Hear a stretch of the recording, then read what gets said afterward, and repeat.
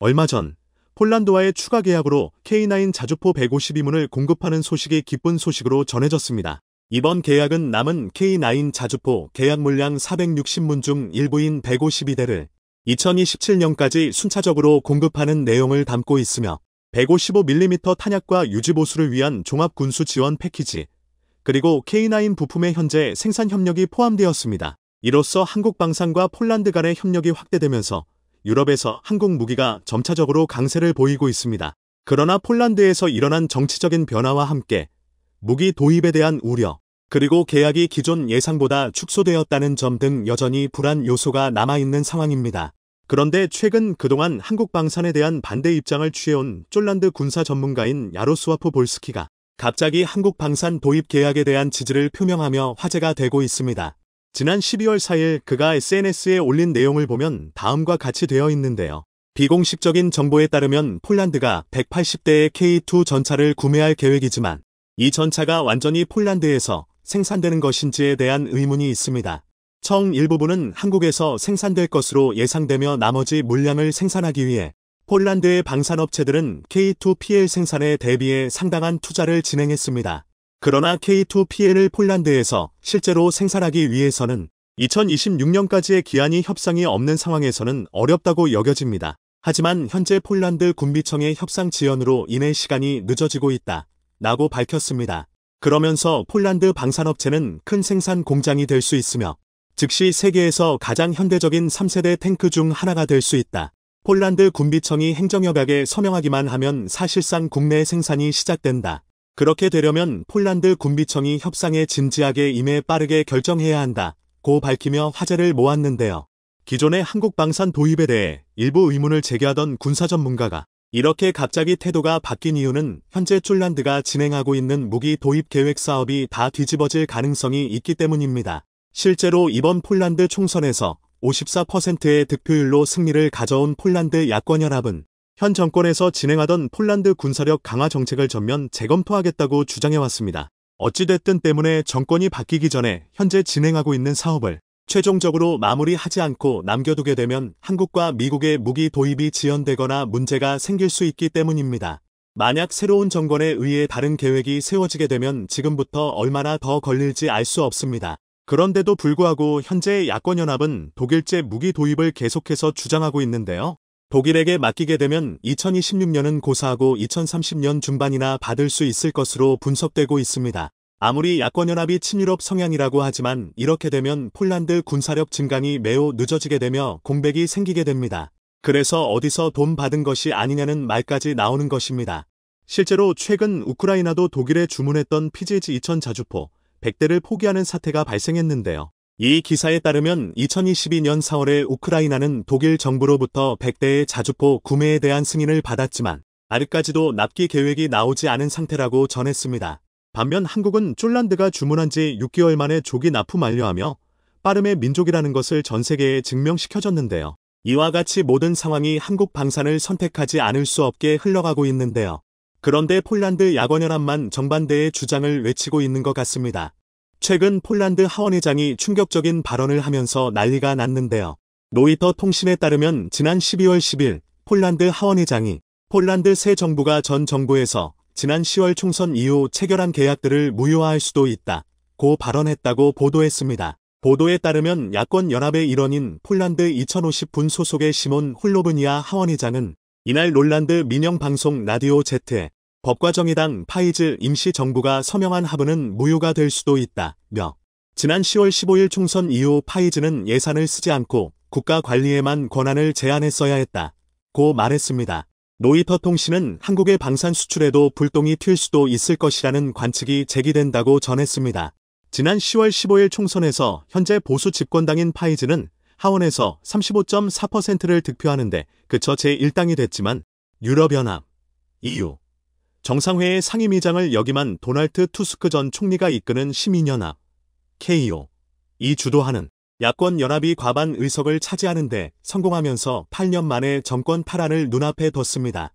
로이터 통신은 파이즈의 마테우시 모라비에츠키 총리가 신임 투표에서 예상대로 패할 경우 친유럽 성향의 야권연합이 집권할 것으로 예상된다고 전했습니다. 새 정부의 국방장관으로 점쳐지는 블라디슬라브 코시니아크 카미시 폴란드 농민당 PS의 대표도 전날인 9일 같은 매체를 통해 파이즈 정부가 10월 15일 이후 체결한 계약들이 분석과 평가를 거칠 것이라고 밝혔습니다.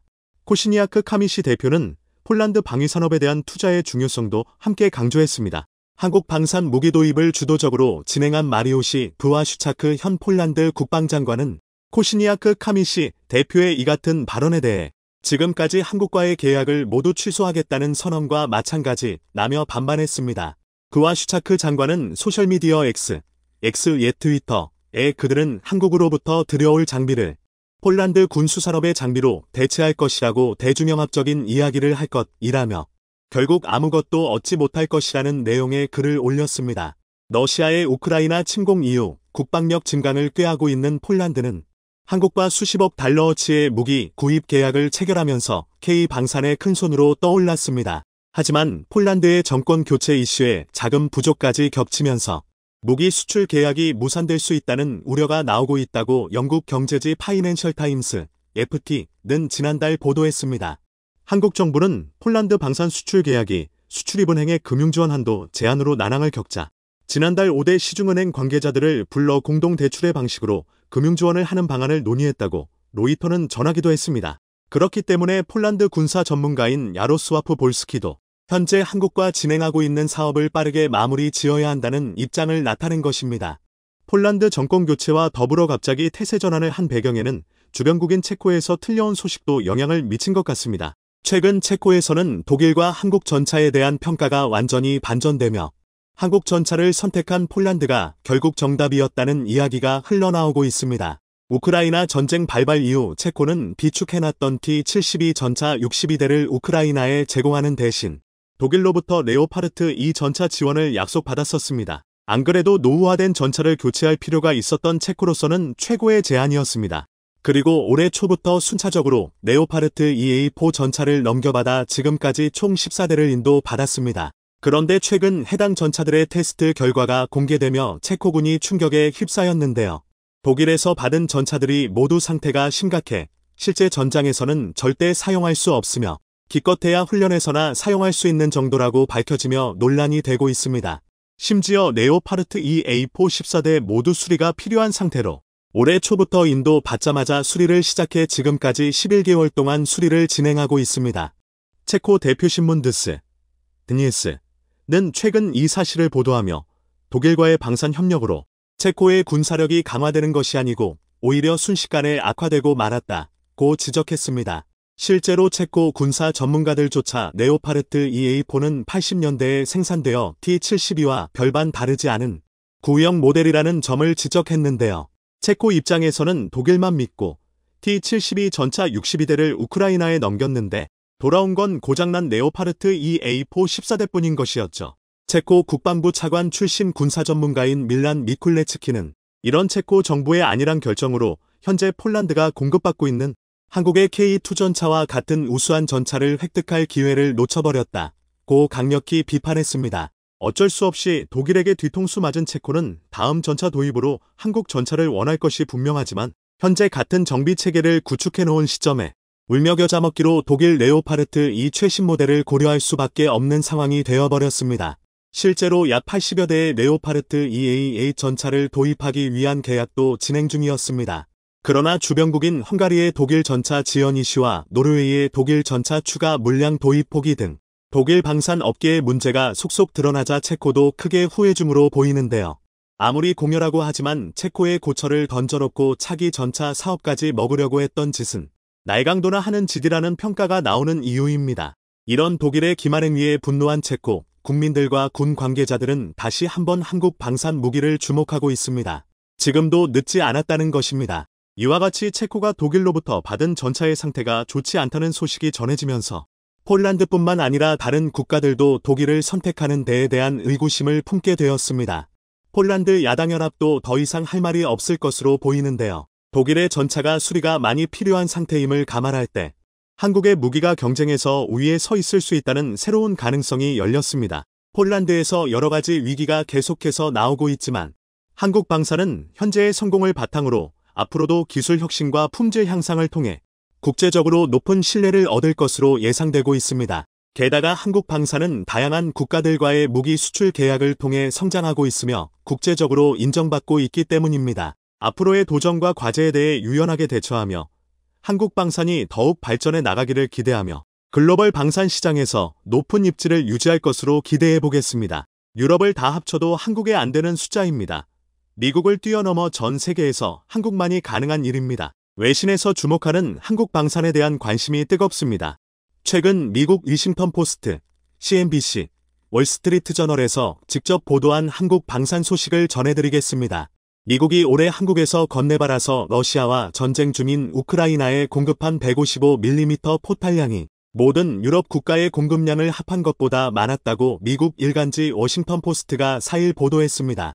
워싱턴 포스트는 올해 우크라이나 전쟁의 교착 상황을 되짚어보는 심층 기획 기사에서 한국산 155mm 포탄이 우크라이나에 간접 지원된 과정을 소개했습니다. 워싱턴 포스트는 올해 초 바이든 행정부의 가장 큰 숙제가 우크라이나에 155mm 포탄을 공급하는 일이었다고 보도했습니다.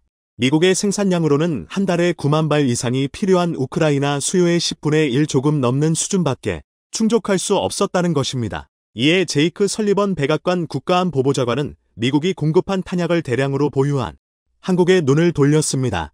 한국이라면 41일 안에 공중과 해상으로 33만 발을 실어 나를 수 있다는 계산이 나온 것입니다. 하지만 교전 지역에 무기 공급을 금지하고 있는 한국 법이 장벽이었고 결국 간접 지원 방식은 수용할 수 있다는 한국 정부의 뜻에 따라 올해 초부터 탄약 공급이 성사됐다고 신문은 전했습니다. 그러면서 WB는 결과적으로 한국은 모든 유럽 국가의 공급량을 합산한 것보다 더 많은 포탄을 우크라이나에 공급한 나라가 됐다고 전했습니다.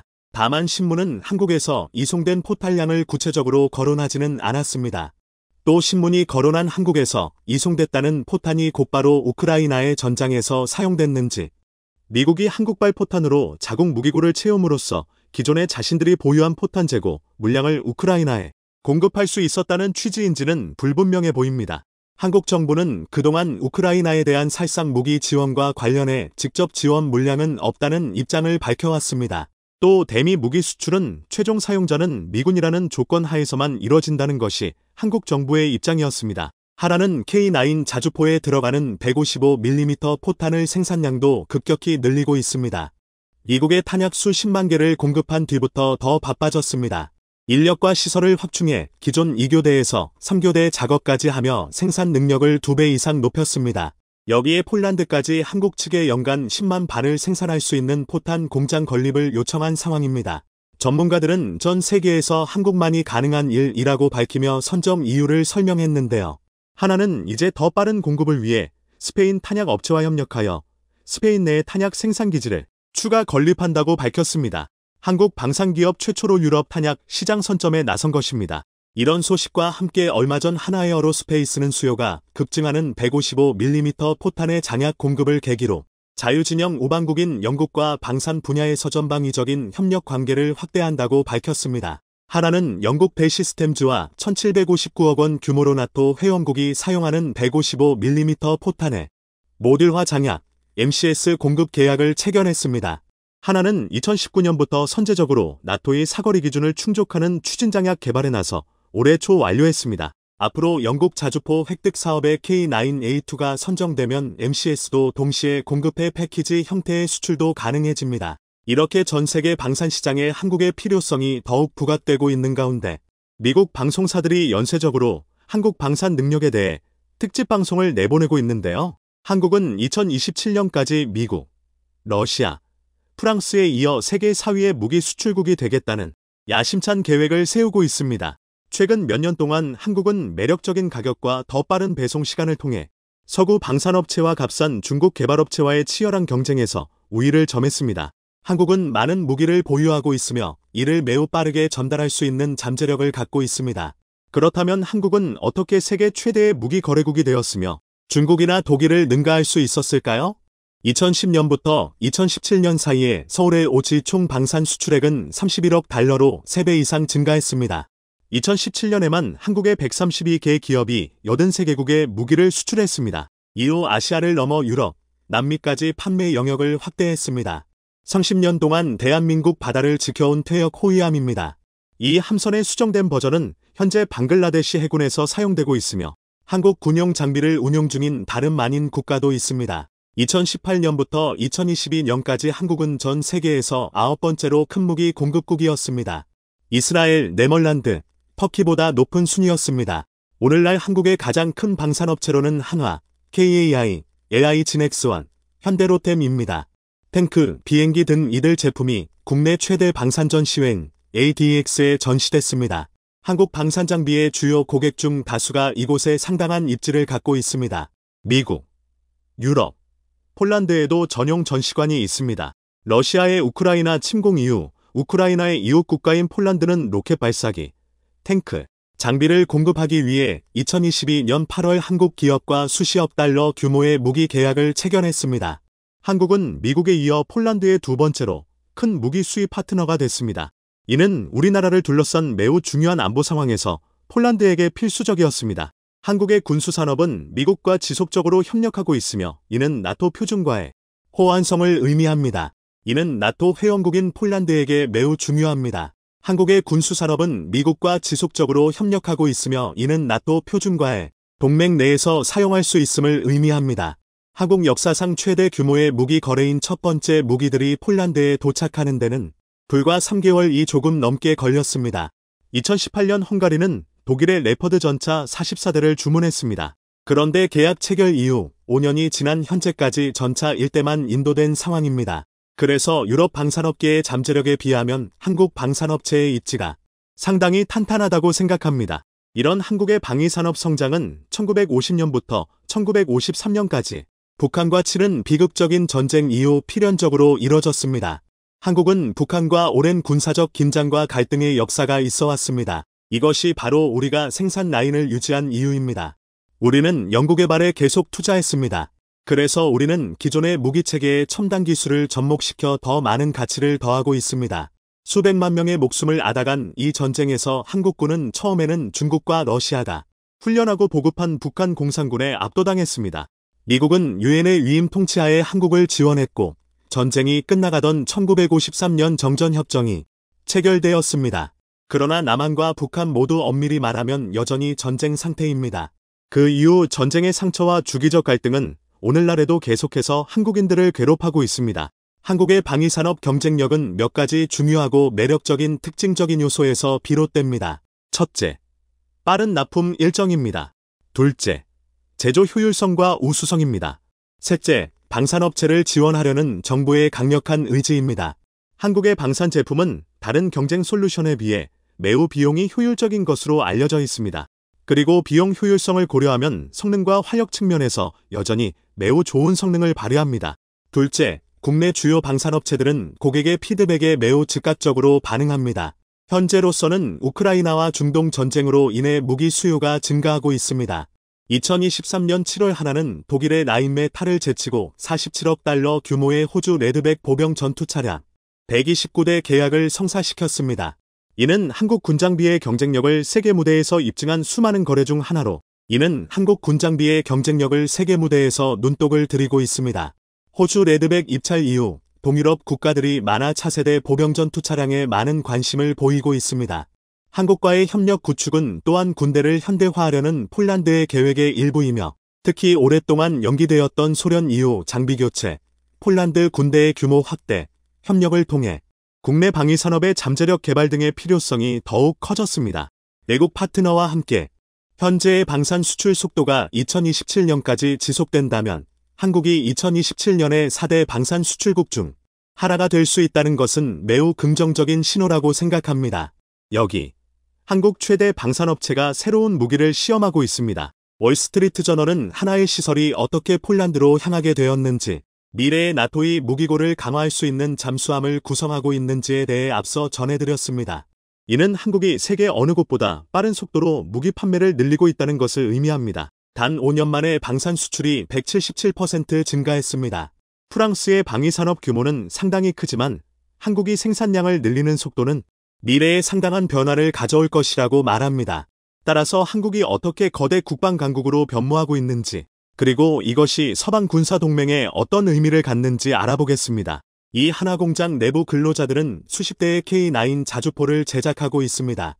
하나는 한국 최대의 방산업체입니다. 그들은 한국의 무기 수출에 큰 역할을 하고 있습니다. 나토의 핵심 회원국인 폴란드가 137억 달러 규모의 무기 거래 일환으로 이를 구입했기 때문입니다. 이곳 직원들이 건설할 수 있는 빠른 속도가 주요 판매 포인트라고 말합니다. 프로세스는 3단계로 완료됩니다. 무기의 뼈대를 조립하고 부품을 연결한 후 성능을 테스트하는 과정입니다. 회사는 구체적인 시간은 공개하지 않았지만 최근 배송은 신속하게 이뤄졌습니다. K9의 첫 선적은 계약이 체결된 지 불과 3개월여 만인 12월에 폴란드에 도착했습니다. 이는 협정이 체결된 지 수년이 지난 후에도 여전히 진행 중인 유럽의 다른 무기 거래와는 대조적입니다. 하나는 빠른 완료 시간이 신규 고객 유치 전략의 주요 부분이라고 말합니다. 군사 분석가들은 부분적으로 고조된 지역적 긴장 때문에 한국이 일부 서방 국가들보다 이러한 시스템을 더 빨리 구축할 수 있다고 말합니다.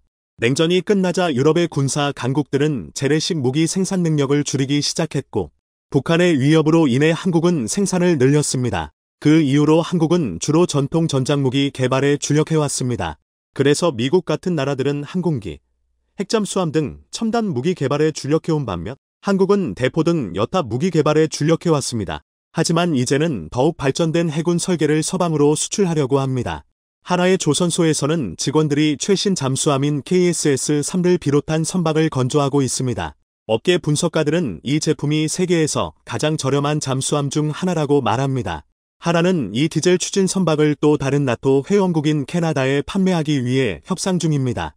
하나는 자동화된 기계를 사용하고 더 많은 부품을 현지에서 생산함으로써 비용과 생산 시간을 줄이려고 노력하고 있습니다. 지금 서 계신 이곳이 잠수함 압력 선체를 제작하는 곳입니다. 지금 잠수함 압력 선체 공장은 약 90% 정도 자동화로 되어 있고 회사는 2027년까지 이러한 시스템의 생산 능력을 2배로 늘릴 계획입니다. 군사 분석가들은 이 설계가 미래에 금성장하고 있는 중국 해군으로부터 나토를 지키는 데 도움이 될 수 있다고 말합니다. 얼마 전 폴란드와 하나에어로스페이스가 K9 자주포 152문을 추가로 공급하는 2차 계약을 체결했다는 반가운 소식이 전해졌었습니다. K9 자주포의 남은 계약 물량 460문 중 152문을 2027년까지 순차적으로 공급하는 계약으로 여기엔 K9 자주포를 위한 155mm 탄약과 유지 보수를 위한 종합군 수지원 패키지 IAS 공급, 그리고 K9 부품의 현지 생산 협력안이 포함되어 있었습니다. 나머지 물량 역시 금융지원안이 마련되는 대로 순차적으로 진행될 것으로 예상되고 있습니다. 정권 교체로 폴란드 무기 도입에 차질이 생길 수 있다는 우려도 있었지만 이번 계약으로 한국과 폴란드의 방산 협력이 순조롭게 진행되며 유럽에 공고하게 뿌리를 내리고 있다는 걸 보여주었는데요. 하지만 이번 도입 계약이 예정했던 2차 물량보다 축소된 데다가 한국 무기 도입에 반대하는 입장을 고수하고 있기에 여전히 불안 요소가 남아있는 상황이기도 합니다. 그런데 얼마 전 폴란드 군사 전문가들 중에서도 대표적인 바람국파 야로스와프 볼스키가 K2PL 전차의 생산을 서둘러야 한다는 지금까지와 정반대되는 스탠스의 주장을 펼쳐 화제가 되고 있다고 하는데요. 지난 4일 폴란드의 저명한 군사안보 언론인이자 분석가인 야로스와프 볼스키는 자신의 SNS를 통해 비공식적인 정보에 따르면 폴란드는 K2PL 전차 180대를 추가 주문할 예정이다. 이번 주문으로 수십 대 분량의 전차는 한국에서 생산될 것이며 WG템사와 PGZ에서 국내 생산을 준비하고 이미 상당한 투자를 진행 중이라는 소식을 전했습니다. 그러면서 K2PL의 폴란드 국내 생산을 위해 협의를 서둘러야 한다고 주장했는데요. 지금까지 한국 무기 도입을 반대하며 한국 무기의 문제점을 지적해왔었던 인물이 오히려 K2PL 생산을 서두르기 위해선 폴란드 군비청이 협상에 진지하게 임해 빠르게 협상을 마무리해야 한다고 주장하고 나선 것이죠. 갑자기 180도 바뀐 논지가 당혹스럽게 느껴지기도 하지만 야로스와프가 한국 무기 도입에만 반대했지 폴란드의 군사력 강화는 지지하는 인물이라는 걸 안다면 이해할 수 있는 발언인데요. 이번 폴란드 총선에서 54%의 득표율로 승리를 가져온 폴란드 야권연합은 이전부터 폴란드 군사력 강화 정책을 전면 재검토하겠다고 주장해 왔었습니다. 때문에 정권이 바뀌기 전에 현재 진행 중인 무기 도입을 마무리하지 않으면 K2고 에이브람스고 다 날아가 버릴 수 있다는 생각에 K2PN을 적극적으로 지지하는 입장으로 돌아선 것이죠. 그러면서 2차 무기 도입 협상이 지지부진한 이유에 대해 현대로템이 비협 조적이어서가 아닌 폴란드 군비청이 일정을 계속 이상하게 잡아 난항이 발생하고 있는 거라며 오히려 한국이 성실하게 계약을 이행하고 있다고 설명하기도 했습니다. 그리고 갑작스런 태세 전환의 배경에는 최근 외부에서 들려온 소식도 영향을 미친 것 같은데요. 최근 체코에서 독일과 한국 전차에 대한 평가가 완전히 반전되며 결국 한국을 선택한 폴란드가 정답이었다는 이야기가 나오고 있습니다. 이야기는 지난해 말 체코에서 우크라이나에 T-72 전차를 지원 보낸 것에서부터 시작되었는데요. 체코는 비축해 두었던 T-72 전차 62대를 우크라이나에 제공하는 대신 독일로부터 레오파르트 2 전차 지원을 약속받았었습니다. 안 그래도 노후화된 전차를 교체할 필요가 있었던 체코로선 반길만한 제안이었죠. 그리고 올해 초부터 순차적으로 레오파르트 2A4 전차를 넘겨받아 지금까지 총 14대를 인도받았고 해당 전차들의 테스트 결과가 얼마 전 공개되었는데요. 그런데 황당하게도 독일에서 받은 전차들이 모두 상태가 좋지 못해 기껏해야 훈련에서나 써먹을 수 있는 고철덩어리였다는 것이 드러나고 말았습니다. 심지어 레오파르트 2A4 14대 모두 수리가 필요한 상태였기에 올해 초부터 인도받자마자 수리하기 시작해 지난 11개월 동안 진행하고 있었다고 하는데요. 지난 11월 26일 체코의 대표적인 신문 데니스는 이 같은 사실을 보도하며 독일과의 방산협력으로 체코의 군사력이 순식간에 악화되고 말았다고 지적했습니다. 체코 군사 전문가들은 독일에서 받은 레오파르트 2A4 전차에 대해 1980년대에 생산되어 T-72와 별 차이 없는 구형 모델이라고 지적했는데요. 구형 레오파르트 2A4 전차 14대를 받아봤자 4배가 넘는 물량의 T-72 전차를 우크라이나에 공여한 대가로는 결코 균형이 맞지 않는다는 것이죠. 체코 국방부 차관 출신 군사 전문가인 밀란 미쿨리키는 체코 정부의 안일한 결정으로 현재 폴란드가 공급받고 있는 한국의 K2 전차와 같은 우수한 전차를 획득할 수 있었던 협상 가능성을 놓쳐버렸다고 비판했습니다. A4 버전의 레오파르트 2 전차는 1980년대 중반에 개발된 전차로 확실히 오늘날의 전장을 위한 전차는 아닙니다. 하지만 이 선물에 동의함으로써 체코 내각 지도부는 우리가 더 나은 선택지를 찾을 수 있는 기회를 없애버렸습니다. 특히 경쟁적인 환경에서 가격을 협상할 수 있는 기회를 말이죠. 밀란 미쿨레츠키는 이전에도 독일과의 거래로 체코군이 필요로 하는 신형 전차 구매 협상의 입지가 좁아질 수 있다며 폴란드가 K2 전차를 구매 후 신속하게 인도받았던 것과 달리 독일의 27EAA 모델을 구매할 시 인도까지 장기간 소요될 것으로 예상된다고 지적했었습니다. 이것이 바로 독일에서 노린 점이기도 한데요. 우크라이나 전쟁으로 폴란드에서 한국 무기를 대량으로 도입하면서 유럽 국가들은 독일이 아니라 한국이라는 선택지도 있다는 걸 깨닫게 되었습니다.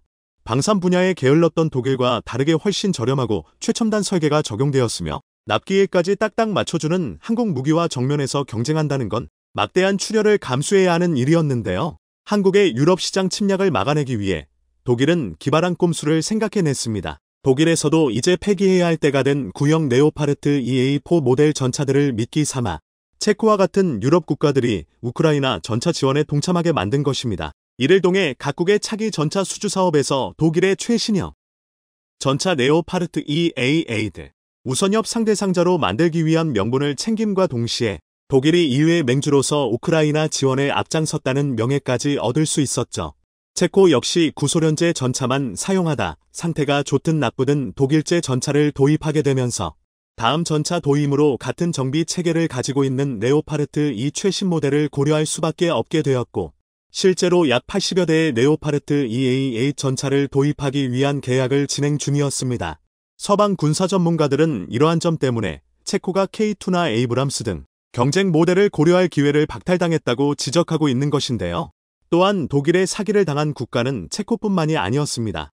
헝가리 역시 T-72를 대체하기 위해 2018년 레오파르트 2A7 전차를 구매했었는데요. 하지만 헝가리 육군이 첫 번째 전차를 인도받은 건 계약을 체결하고 무려 5년이 지난 후인 2023년이었습니다. 헝가리는 전차 지연이 심각하게 지연된다는 소식에 2020년 울며 겨자 먹기로 12대의 중고 레오파르트 전차를 인수하기까지 했었죠. 미국의 에이브람스 전차도 3년, 한국의 K2 전차는 4개월 만에 납품했던 걸 생각한다면 독일의 납품 속도는 당장 계약을 파기해도 할 말이 없는 수준이었습니다. 객관적인 테스트 결과를 무시하고 독일을 선택한 노르웨이 역시 독일을 믿은 대가를 독특히 치르고 있는데요. 유럽에서 K2 전차의 인지도를 높여준 비교 테스트를 노르웨이에서 진행했고, 그 결과 레오파르트 EA7보다 K2 전차가 더욱 우수하다는 놀라운 결과가 공개됐었지만, 막상 테스트를 진행한 노르웨이 국방부에서는 한국 대신 독일의 손을 들어줬었습니다. 여기에는 여러 정치적, 경제적 이유가 있었지만 가장 중요한 안보 문제에서만큼은 그래서는 안 됐었죠. 독일이 약속했던 방위산업 부활에 사실상 실패하며 독일제 전차 가격이 걷잡을 수 없이 높아지며 노르웨이는 결국 추가 옵션 물량인 18대 도입을 조기에 포기해버렸습니다. 옵션 물량은 1차 물량을 받고 성능에 만족하면 추가로 도입하기 위해 있는 게야. 조항인데 이들 생산에 들어가기도 전에 포기해버린 것이죠. 게다가 독일이 멋대로 레오파르트 2 전차의 차기, 개량형 모델인 A8 모델 생산에 집중할 것을 선언하며 결국 노르웨이는 기존 예상보다 훨씬 단가가 높아진 A8을 도입하기로 계약을 변경할 수밖에 없었습니다. 이렇게 해도 너무한 갑질이 이어지면서 체코에서는 독일이 명분을 잃어버렸다는 지적이 나오고 있는데요. 아무리 공여 개념이라지만 고철이나 다름없는 상태의 전차를 넘겨주고 막대한 이권이 걸려있는 사업의 우선권을 가져가려 했던 것은 날강도 질이라는 것이죠. 게다가 EA8 모델의 본격적인 양산은 2026년부터나 가능하며 체코 군이 인도받는 건 2030년에나 가능할 것이라는 사실이 드러나며 독일의 기만 행위에 분노한 체코 군 관계자들은 다시 한번 한국을 주목하고 있습니다. 체코는 전쟁 이전부터 전차들 세대 교체할 필요가 있었기에 한국 무기에 지대한 관심을 가져왔었습니다. 언론에서는 노르웨이에서 실시된 레오파르트 2 A7과 K2 흑표 전차의 테스트 결과를 비교하며 프랑스의 르클레르, 독일의 레오파르트 2 전차보다 한국의 K2 전차가 더 우수했다고 여러 차례 보도했었으며 체코 국방장관 역시 폴란드의 한국 무기 구매 사례들 보며 한국의 우수한 납품 사례와 현지 생산 협력에 주목했었습니다. 현재 체코의 이 A8 계약이 확정된 것도 아니기에 얼마든지 K2 전차의 새로운 고객이 될 가능성이 열려 있는데요. 체코는 유럽의 전통적인 무기 제조 강국으로 폴란드에 이어 한국의 새로운 방산 파트너로 받아들일 수 있다면 한국 방산의 유럽 진출에 굳건한 교두보가 될 수 있다고 기대받고 있습니다. 한국 방산이 고작 2년 만에 세계 군수 시장의 강자로 부상할 수 있었던 데에는 한국 무기의 우수성뿐만 아니라 기본적인 것조차 지키지 못하는 경쟁자들의 추락도 큰 몫을 했었던 것 같습니다. 약속한 시간에 약속한 품질이 물건을 약속한 가격으로 제공한다는 가장 기본적인 것을 지키지 못해 100년의 명성을 무너뜨리고 있는 독일. 한국 방산이 앞으로도 승전보를 이어나가기 위해서는 기본이 가장 중요하다는 초심을 잃지 말아야 할 것입니다.